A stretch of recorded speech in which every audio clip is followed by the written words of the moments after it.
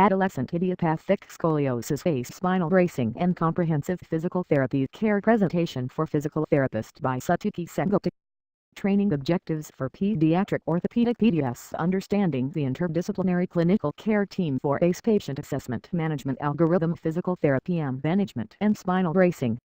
Scoliosis is the most common spinal disorder in children and adolescents, with a prevalence of 0.47 to 5.2% as per in the current literature. 90% of scoliosis patients are children and adolescents, of which most are AIS. Conservative management plays a critical role in minimizing the deformity so that surgical intervention is no longer required. Physical therapist's competency in comprehensive assessment and management of scoliosis is essential to be part of the interdisciplinary care team managing scoliosis. Patient assessment. Scoliosis progress with skeletal growth. Assessment of height is important, is an indication of the skeletal growth and the possible indicator for curve progression. Postural assessment is done in standing and bending. Platinum assess the postural asymmetry at shoulder, thorax and at hips. It enables the therapist to detect bony prominences and rotational deformity in spine, thorax and in pelvis. Postural assessment is important to plant physical therapy and brace design. The thoracic or lumbar hump can be visualized and measured during postural assessment by a scoliometer. Scoliometer measurements. Adam's forward bend test is used to screen scoliosis. The patient stands and bends forward at the waist. Any back or rib cage abnormalities, such as rib hump, may be an indication of scoliosis. Scoliometer measurement is taken at thoracic and lumbar region and the largest angle/reading. Each degree of scoliometer reading corresponds to 2 degrees of Cobb's angle, so reading above 6 should be sent for X-ray to confirm scoliosis. The X-ray assessment. Cobb's angle is the gold standard assessment of lateral curvature of the spine. Scoliosis. To draw a Cobb angle, lines are drawn along the top of the superior tilted vertebra and the bottom of the inferior tilted vertebra. 2 more lines are drawn at an angle of 90 degrees to these lines, perpendicular so that they intersect. The resulting angle is measured, and the number is expressed in degrees. Reser sign. The Reser sign is an indirect measure of skeletal maturity, whereby the degree of ossification of the iliac apophyses by X-ray evaluation is used to judge overall skeletal development. Riser 0 and 2/3 is the ideal time to focus on conservative management, platinum band bracing depending on the Cobb's angle.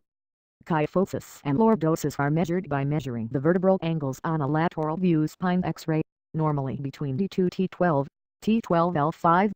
The measurement is important for planning therapeutic intervention and fabrication of the brace. Curve patterns. Different curve type influences the platinum band bracing management.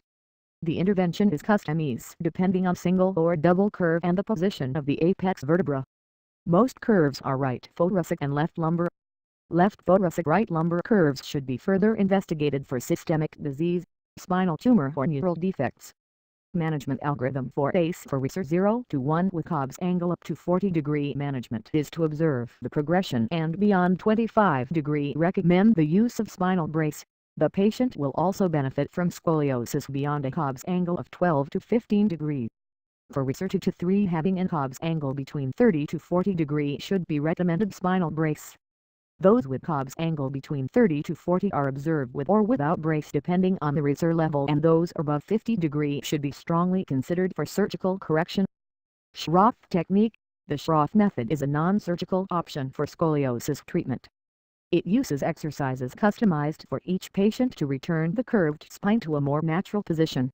The goal of Schroth exercises is to derotate, elongate and stabilize the spine in a 3-dimensional plane.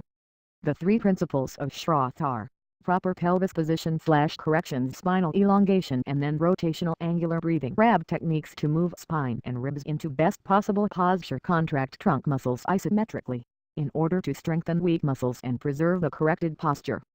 Spinal brace for scoliosis achieves desirable postural changes. Prevent curve progression by stabilization of spine. Postural improvement is directly related to pain relief and therefore should also be considered as a secondary objective primarily in adult patients with scoliosis. At KKH, Boston and Spinacort brace are offered to patients. Benefits of spinal brace: cosmetic improvement, stable correction after brace removal, preserves body movement and promotes corrective growth, increases patient acceptance for the treatment, leading to optimal results over long-term. Offers a cost-effective as most patients can avoid surgery. Clinical observation shows significant postural improvements, no side effects such as muscular atrophy. Case activity: for each platinum on rotation, complete physical assessment for 5 patients with different curve types. X-ray evaluation for Cobb's angle and lordosis and kyphosis. Develop management plan as per SRS management algorithm. Familiarize with scoliosis outcome measure, SRS 30. Please find my reference. I hope you liked the presentation.